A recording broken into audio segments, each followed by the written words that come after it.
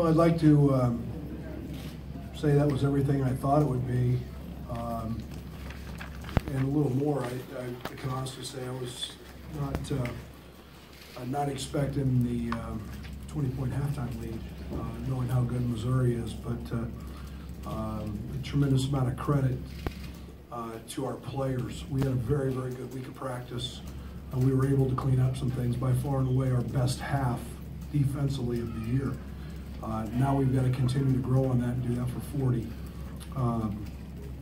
But I thought we threw the first punch. I thought we got them on their heels with our defense, and then offensively we got into a nice rhythm. We got some baskets in transition. We got Leron hit a 3 early.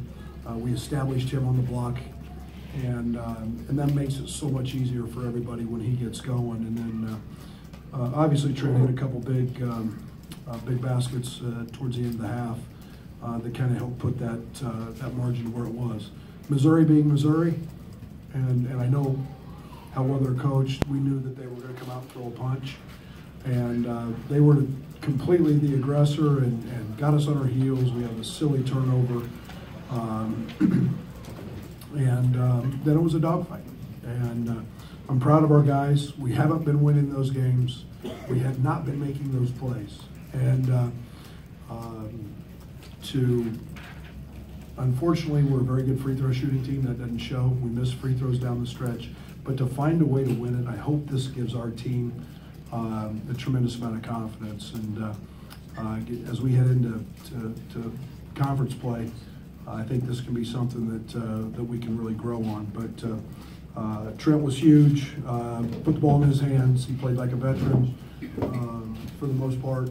And he'd made a couple layups, and he had a really, really big night. But I thought he controlled the ball game for the most part. Okay, let's take questions for Leron and Trent before we go back to Leron, you have something you want to brag about extra? Yeah, I just proposed today.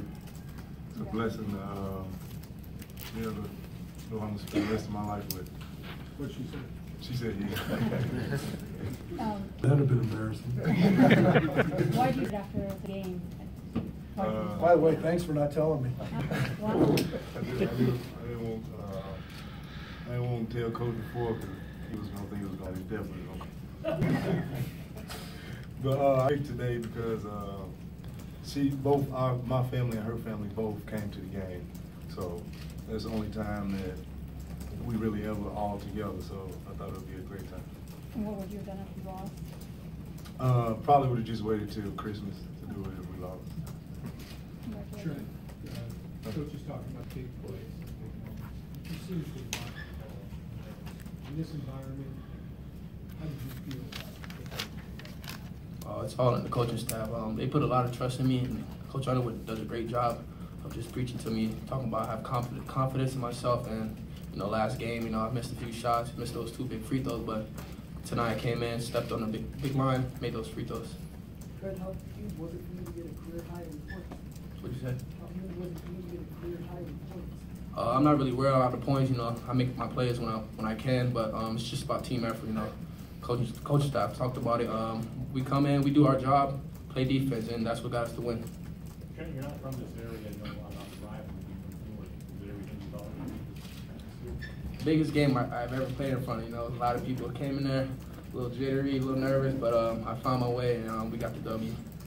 Do you guys look to Trent already as a guy who can make those kind of plays? Just what do you see? Yeah, definitely.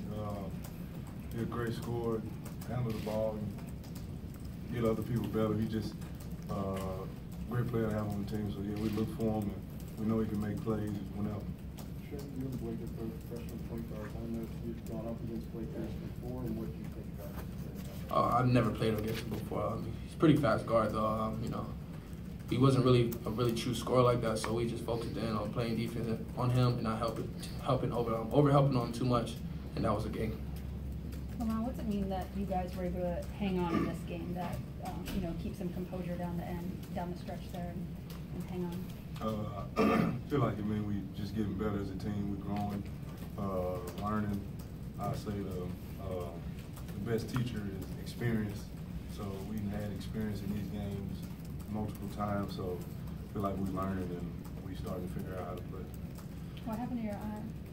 This one happened at practice. I got stitches in this one, and this one happened tonight.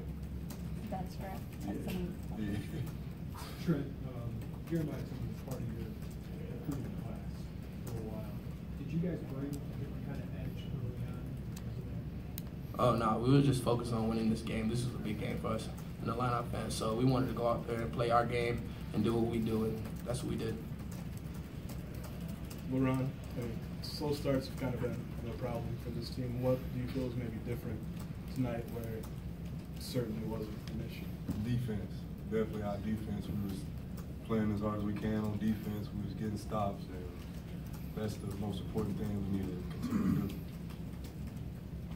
Last question for the players. Can you spell your fiance's first and last name? Yeah, Sheila. Her last name Black.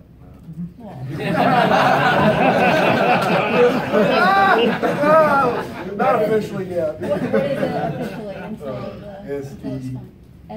G-U-R-A.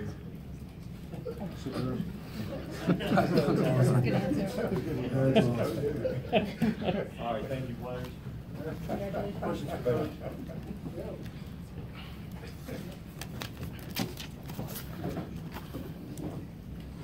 Right, everybody, all coaches say in coach speak that every game is the same. Nobody believes when that happens. This is a huge game. I don't know if I said that. I don't recall you saying that. This game was more meaningful to you than. No, I mean, I think there's games you pinpoint every year that you recruit to, and you want players to be a part of big games, and I'm really old school now. I mean, I love college basketball rivalries, and that's what the game was built on. It's what I grew up on, and this one has been one of the best in the history of college basketball for many years, and so I don't want to say we talked about it any more than any other game, but you want your players to enjoy the moment, and it's where memories are made, and lifelong memories. And so, I think we all enjoy these type of games as coaches, and we're competitors. We go against a extremely well-coached team with really good players, and that environment was as good as I've been a part of. Coach, what impressed you most with this win? We found a way to not make it easy and to still win. And we can grow on that. I mean, we missed free throws. We had to rely on our defense. We had to rely on our rebounding. That's the process for me. There's nights when the ball doesn't go in and you still have to find a way to win. We were pretty good the first half at both ends. Now I've got a standard at first half that I can hold these guys to, because it was our best first half. So there's multiple things, and then on a specific scouting report issue, our whole deal was no post touches. And that was for one reason. They do a great job of spraying it out. They force help, and that's where they get their threes. They won the first half. They got a few more in the second, but I knew we were dialed in, and that's a big step for Michael and Leron both. It was kind of a role reversal in this game where you had the big halftime lead and had to fight off the comeback. How did you feel like maybe that played out? Well, I mean, obviously been a little nicer if we'd made some free throws, and we run a couple sets, and we got Leron in isolation. He missed the dunk. We got him a little lob off a little horns action we run, and we've got to learn to convert those. I thought we made a silly turnover to start the half. We had a breakaway layup, and AJ, and I love AJ, made it kind of a silly hustle foul, but those are things we got to continue to learn from. You can't make those mistakes. We fought through some adversity, which I fully expected at halftime. I told our staff at halftime, this won't be as easy as what that looked like the first half. We're at a clutch moments. Trent wants the ball, takes the ball. It seems like you want to have the ball. What do you see out of him? What's he shown the last couple of weeks? Well, I mean, one, he doesn't fear the moment. You know, Trent's got tremendous, I use the word swagger all the time, you guys probably sick of hearing. He's got that. And he's, you know, the end of the first half, he hits a couple big shots. Tonight, you know, you get a lead with 2.5, 3 minutes to go, and it's 3 or 4 possessions. You know, then the clock becomes the opponent, and you have a guy like Trent, you know you're going to get a shot. And he'll eventually make a couple of those layups. So that's a tremendous asset to have is a guy like that, and he wants that, and we'll continue to work on those situations. Right, you talked about your scouting report. Were you able to get any advantage at all by watching Mizzou's last game against Stephen at Boston? Well, I got a lot. I know a lot of those guys very well. So, yeah, and I you know, there's SFA had a chance, and I think forced them in 20 or 21 turnovers and bothered them, and we play.